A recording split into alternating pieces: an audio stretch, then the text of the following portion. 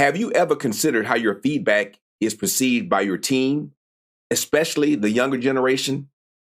What if I told you that the way that you've been doing it could be all wrong for the most eager to learn employees?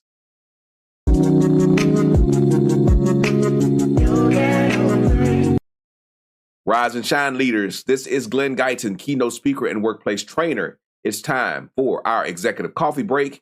I've got my beverage in hand. I hope you have yours too. They say you can't choose your family, but you can choose your workplace culture and your beverage, of course. Leadership matters, so you might as well get good at it. Well, today we're diving into a critical aspect of modern leadership: empathy and feedback. Specifically, we're exploring how to engage Generation Z, yes, Gen Z employees with feedback that motivates and nurtures them, with Gen Z poised to make up over 32% of the workforce by 2032. Understanding their unique expectations for feedback is not just a nice to have, it is essential. So I want to share with you the article.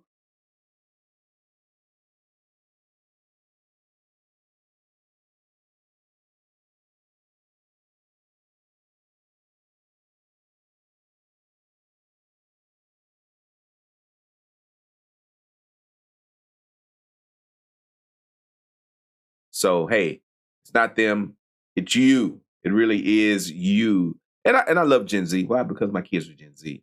And yeah, but both of my kids are Gen Z. They are adults. They're in the workplace. And Gen Z employees were raised, for the most part, by Gen Xers. So they're more Gen X than baby boomers. Baby boomers raised millennials.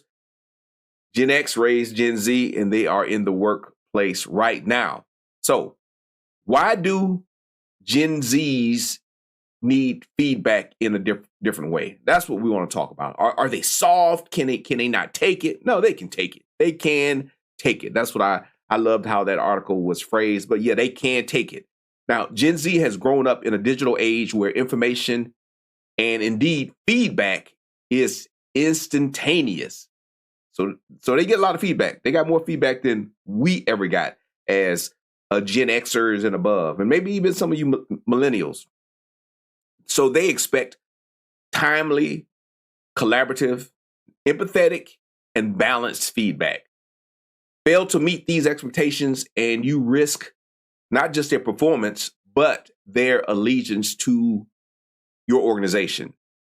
Gen Z values being understood and appreciated in their workplace far more than the generations before them. I mean, and I tend to think that, again, they've grown up in an age where they get immediate feedback on everything. You make a post, somebody comments, "Hey, we like this," and it's not feedback in a way that the criticism with millennials, the elder statesmen of the workplace now. But one of the criticisms of millennials was that they all got trophies, right? That they all were just rewarded and they were pampered and they were so tender. Now we're saying that Gen Z, those born 1997 and up. So again, my daughter would be right on the cusp of that. We're saying that those born 1997 and up, they're in their 20s, 26 years old, 27 years old, and younger. We're saying that they can't take criticism, that they can't take the heat. No, the thing is that they can take criticism, but they don't tolerate any nonsense either. They don't tolerate the BS. They're gonna fire back at you because they're used to getting that immediate feedback. They're gonna fire back at you. They don't like fakeness. I don't think they are. Now, this is a generalization. Everybody's different, so understand this is just a broad generalization.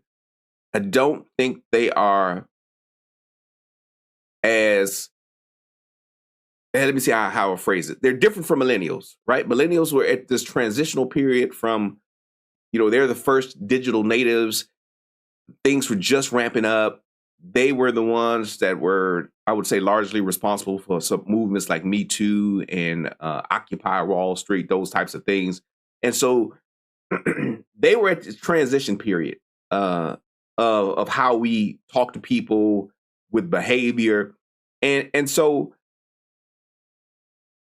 they wore their emotions on their sleeves, I would say, with millennials. You all can disagree. And they had this deeper sense of empathy about how to engage the world in that shift. Gen Z they've seen all of this, right? They've seen all of this. They have Gen X parents who are a little weird. Us Gen X parents were latchkey kids, so we're a little weird. We're a little bit more independent, but we were used to structure and systems. Now you have Gen Z. They've seen what the millennials have done. They've seen what the Gen Xers have done. Baby boomers are their grandparents. So, they just, hey, that's a whole far off thing for them. So I think they're more savvy, right? They're more savvy. They're more battle worn, I would say. They're tougher in some ways than the millennial generation. And I'm not saying millennials were soft, but they're tougher in a way because they've just been exposed to so much more, and they've learned the lessons from these previous generations.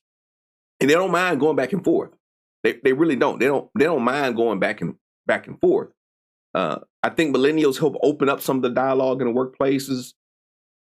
Baby boomers, Gen Xers, we tolerated a lot of nonsense, and we just did it for the institution. We made sacrifices, and we allowed some foolishness to go on. Millennials were the first people to kind of speak up, and the first to really express their emotions, I think, significantly in a significant way in the workplace. And now Gen Z comes along, and I think they have a lot of calluses. Maybe that's the best way I should say it, the difference. Millennials were kind of on the proven ground, the testing ground for all of these things. They were the first people to kind of really start breaking out of the toxic nature of culture. And so now we have Gen Zs who have fully embraced it. They're not trying to be revolutionaries as much as I would say the millennials were, and they're not trying to, and I think they have some Gen X in us. Gen X was kind of fight the power. We were Gen Xers were coming in just right when things were shifting in society with civil rights and other movements. Then we had this sense of calm, and then millennials came and said, hey, we need to fix the workplace. We need to get rid of the toxic masculinity. And now we have Gen Z say, hey, y'all all need to chill. We're here in the workplace. What do we need to do? How do we need to do it? So we need feedback. So that's why I think they're different. That was a long ramble, but that's why I think they're different. So how do we transform the feedback culture, and particularly when we are talking to Gen Zers? How do we transform the feedback culture? And all of us need to listen to this. All of us older leaders need to listen to this. And I think this is good for any generation, but we're talking about Gen Z, but incorporate these things anytime you give feedback. So number one, I'm going to give you three things. Number one, feedback needs to be immediate and ongoing. So immediate and ongoing dialogue.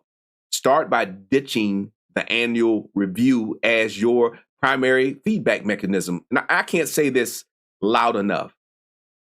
People should never be surprised by feedback. Don't wait till a once a year review to tell your people what's going on, where they need to improve, or to have conversations with them, or to have tough conversations with them. Adopt a culture of continuous real-time feedback. This means catching someone in the act of both being successful and letting them know the areas of improvement. It's about creating a dialogue, not a monologue. Don't just come in there once a year with your dumb feedback sheet that HR came up with for the annual review. You still have to do annual review, but nothing in the annual review should surprise them. You should have been giving people feedback the other 364 days of the year, or in case of last year, 366 days of the year. Ongoing feedback. Don't just, are you afraid to talk to your people? What's going on? Really, leaders, what's going on? Let your people know what's going on. Tell them where you need them to improve. It shouldn't be a surprise. And document stuff. Don't wait till people do things bad, poorly before you start giving them feedback and keeping a record of what's going on. Catch them doing good and also let them know where they need to improve. Don't wait. Continuous feedback. Number 2, empathetic and constructive approach is what we need to have. We need to have an empathetic and a constructive approach. Feedback should be a two-way street. Two-way. Now, remember, it's a dialogue, not a monologue. Instead of saying, this is wrong, try, hey, let's explore how this can be improved. Or how can I help you to get better in this area? Encourage your employees to share their thought processes and use it as a learning moment for both of you. I think that this approach was really important with millennials too, is letting them share a little bit about what they think and why they think things should be different. I tried to be intentional about that when working with millennials, and this was when millennials were younger. So some of this just has to do with age, not necessarily generation, just age. Letting them give some feedback. Now, of course, Gen Xers, baby boomers, we were just told what to do and we did it. Hey, you show up, you got your paycheck, that should be good enough. But no, we have to change our approach now to be successful. And again, Gen Z takes it a little step further. I don't think they take a lot of BS. They are battle weary. They've been through a whole bunch of stuff. Many of them are coming out of COVID. They were there at the tail end of the towers falling in New York. They've been through a whole bunch of stuff, economic downturns, a couple of economic downturns. It's crazy. So my salute to you, Gen Zers, for surviving and thriving. But of course, it's because your parents are Gen X. We're tough, right? That's why you survive. No, you've seen a lot. You know a lot. You have a lot of information. Number 3, balanced feedback. Ensure your feedback isn't just about what needs improvement, but also celebrates what's going well, acknowledge their strengths and contributions. Often, this balanced approach fosters motivation and positive reinforcement. And you don't have to, this is not giving everyone a trophy. No, hey, people need some affirmation. We all need affirmation. Just because you're unhappy as an older leader doesn't mean you have to make everyone else in the workplace unhappy. Give these people some feedback. Let them know what they're doing positive. Stop trying to rule by fear. Nobody cares about that anymore. You don't have to be intimidating to be a boss. The playing field has been leveled. You're not more important because you're the boss. You just have a different role because you're the boss. And these younger people, they know that. So stop being a jerk. Stop using your power and your authority, and just have a conversation with people.